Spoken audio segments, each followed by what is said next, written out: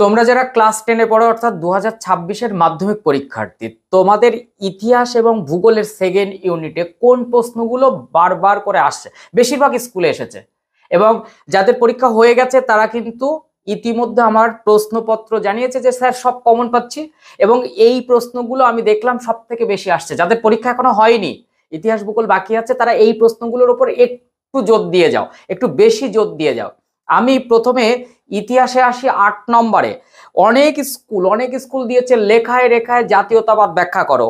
প্রচুর স্কুল দিয়েছে এই প্রশ্নটি রবীন্দ্রনাথ ঠাকুরের শিক্ষা চিন্তার পরিচয় দাও, ভীষণভাবে এসেছে। একটা স্কুল তো দিয়েছে ভারতের বিজ্ঞান ও কারিগরি শিক্ষার বিকাশ আলোচনা করো, এবং একটা না 2-3টে স্কুল এই প্রশ্নটা করেছে যে মহাবিদ্রের চরিত্র প্রকৃতি বিশ্লেষণ করো। আমার কাছে এখনো পর্যন্ত অনেক স্কুল, না হলেও 100-র ওপরে স্কুলের প্রশ্ন আমার কাছে কিন্তু এসে জমা হয়েছে হোয়াটসঅ্যাপে, এবং সেই সব প্রশ্নগুলো দেখতে পাচ্ছি যে এই প্রশ্নগুলোর ওপর তোমাকে বেশি করে জোর দিতে হবে। এবং আমি তোমাকে বলবো, মহাবিদ্রের চরিত্র প্রকৃতি, লেখায় রেখায় জাতীয়তাবাদ, রবীন্দ্রনাথ ঠাকুরের শিক্ষা চিন্তার পরিচয় বা মানুষ প্রকৃতি শিক্ষার সমন্বয়ে রবীন্দ্রনাথ, বেশ অনেকগুলো স্কুল এসেছে। ভারতের ভারত ছাড়া আন্দোলনে কৃষকদের ভূমিকা, শ্রমিকদের ভূমিকাটা এসেছে। কিন্তু আমি দেখলাম না যে 20 শতকে ভারতে উপনিবেশ বিরোধী বামপন্থী আন্দোলন আমি দিয়েছিলাম, এটা অনেক স্কুল, মানে বেশিরভাগ স্কুল এটা দেয়নি। সেই জায়গা থেকে আমি বলবো 4 নম্বরের জন্য রবীন্দ্রনাথ ঠাকুরের শান্তিনিকেতন আর বিশ্বভারতী ভাবনাটা বেশি করে করো। এখানে বেশিরভাগ স্কুলে দিয়েছে যে 4 নম্বরের জন্য ছাপাখানার সঙ্গে শিক্ষা বিস্তারের সম্পর্ক ভীষণ করে দিয়েছে। এখানে দিয়েছে অনেক স্কুল মহাবিদ্রের শিক্ষিত বাঙালিদের মনোভাব কিরূপ ছিল। অনেক স্কুল দিয়েছে যে টিকা লেখো ভারত সভা। এখান থেকে দিয়েছে মহাবিদ্রোহকে কি সামন্ত শ্রেণীর বিদ্রোহ বলা যায়। একটা স্কুলে দেখলাম মহাবিদ্রোহকে কি প্রথম স্বাধীনতার যুদ্ধ বলা যায়, এই প্রশ্নটা দিয়েছে। তোমাদের দিয়েছে অনেক স্কুল বসু বিজ্ঞান মন্দির টিকা হিসাবে। অনেক স্কুল দিয়েছে যে বঙ্গভঙ্গ বিরোধী আন্দোলনে কৃষকদের অনাগ্রহের কারণ কিংবা কৃষকদের ভূমিকা লেখো। এই প্রশ্নগুলোর উপর ভীষণ করে জোর দাও। 2 মার্কসের তেভাগা আন্দোলন, 2 মার্কসের জন্য তোমরা বেশ কয়েকটা প্রশ্ন করতে পারো, যেমন ভারত মাতা চিত্রের ব্যঞ্জনা, গগনেন্দ্রনাথ ঠাকুরের ব্যঙ্গচিত্র, সেখান থেকে তোমাদের জমিদার সভা ভারত সভার উদ্দেশ্য, এই প্রশ্নগুলোর উপর কিন্তু ভীষণ করে জোর দিতে পারো। ইলবার্ট বিল নিয়ে প্রশ্ন হয়েছে 2 মার্কসে, তাই এই প্রশ্নগুলোর উপর জোর দাও। তাই আমি বলবো যে কিছু প্রশ্ন রয়েছে যে প্রশ্ন, যেমন একা আন্দোলন 4-এ বেশিরভাগ স্কুলে দেয়নি, 2-এ দিয়েছে, দেখলাম। বারদৌলি সত্যাগ্রহ 4-এ কমই দিয়েছে, 2-এ দিয়েছে বেশি দেখলাম। তাই এই প্রশ্নগুলোর উপর একটু করে জোর দাও। 6ষ্ঠ অধ্যায় থেকে 2 মার্কসের জন্য কংগ্রেস সমাজতন্ত্রী দলের উপর প্রশ্ন করবে।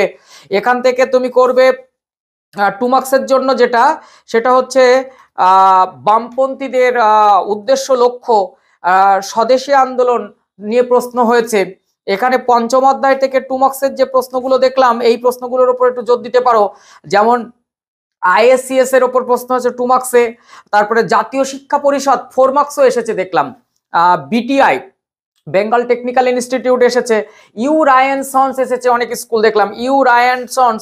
কাজে এই প্রশ্নগুলোর উপর একটু জোর দেওয়ার চেষ্টা করো। কলকাতা বিজ্ঞান কলেজ নিয়ে একটুখানি ভাবো, খুব কম সংখ্যক প্রশ্ন এসেছে, তবুও এসেছে। ছাপাখানার ব্যবসায়িক উদ্যোগ নিয়ে প্রশ্ন এসেছে। আর 2 মার্কসে বটতলার প্রকাশনী নিয়ে প্রশ্ন এসেছে। এখানে 4র্থ অধ্যায়ে মহারানীর ঘোষণাপত্রের ঐতিহাসিক তাৎপর্য 2 মার্কসে এসেছে। হিন্দু মেলা কেন প্রতিষ্ঠিত হয়েছে 2 মার্কসে এসেছে। তাই তোমরা টিকা হিসাবে কিন্তু হিন্দু মেলা, ভারত সভা করে নেবে। ও অনেক স্কুল দিয়েছে আনন্দমঠ জাতীয়তাবোধ বিকাশে কতটা ভূমিকা গ্রহণ করেছে।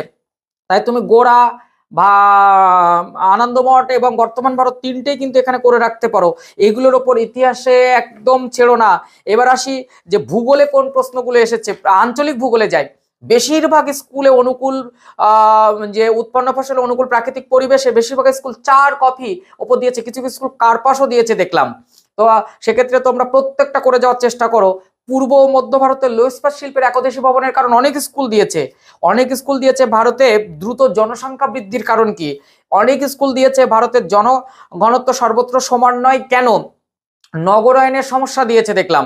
পশ্চিম ভারতে কার্পাস বয়ন শিল্পের একদেশী ভবনের কারণ এটি দিয়েছে দেখলাম। প্রাকৃতিক ভূগোল থেকে দিয়েছে দেখলাম বায়ুচাপ বলয়ের সাথে নিয়ত বায়ুর সম্পর্ক। বৃষ্টিপাতের শ্রেণী বিভাগ করে শৈলক্ষেপ বৃষ্টিপাতের পরিচয়, এটা দিয়েছে অনেক স্কুল দেখলাম। বায়ুমণ্ডলের শ্রেণী বিভাগ করে তাদের পরিচয়ে মূলত ট্রোপোস্ফিয়ার, স্ট্র্যাটোস্ফিয়ার, অর্থাৎ তোমাদের এটা দিচ্ছে কিন্তু উষ্ণতার ভিত্তিতে বেশি করে দিচ্ছে। তোমরা অবশ্যই করবে, বিশ্ব উষ্ণায়নের প্রভাবটা এর মধ্যে করে যাবে।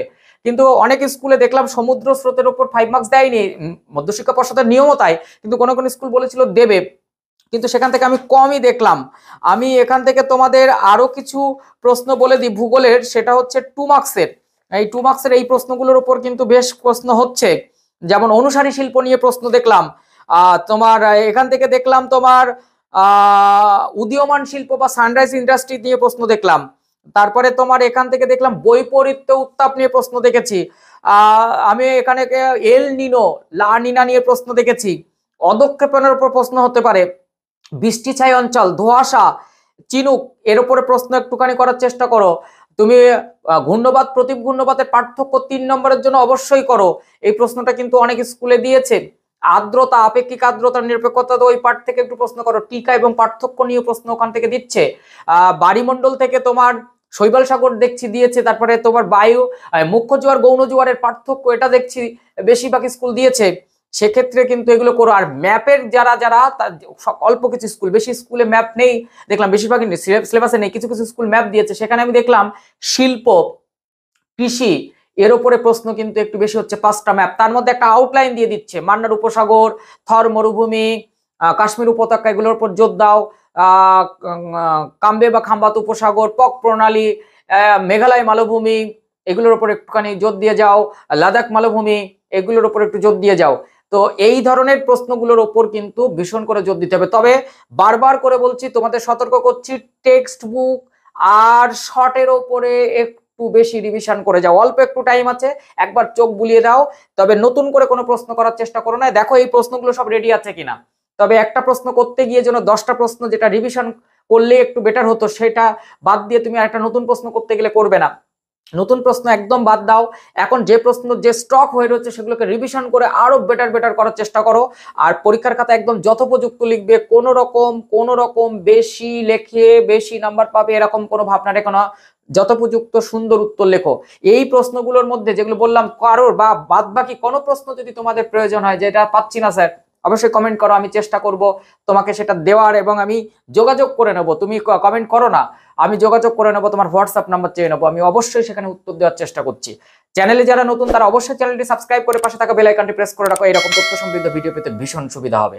তো ভালো করে পরীক্ষা দাও। আর টেস্টের আগে এই সেকেন্ড ইউনিট কিন্তু টেস্ট পরীক্ষার একটা চরম প্রস্তুতি, তাই পরীক্ষাটা খুব মনোযোগ দিয়ে দেবে, ভালো নাম্বার তোমাকে কিন্তু পেতেই হবে। আর টেস্ট ফাইনালের জন্য তো আমি আছি। আর বলো, যাদের পরীক্ষা শেষ হয়ে গেছে তারা এই ভিডিওটা যারা দেখছো, কেমন প্রশ্ন কমন আসছে সেটাও কিন্তু একটু কমেন্ট করে জানিও। বন্ধুদের মধ্যে একটু শেয়ার করে দিও। টাটা।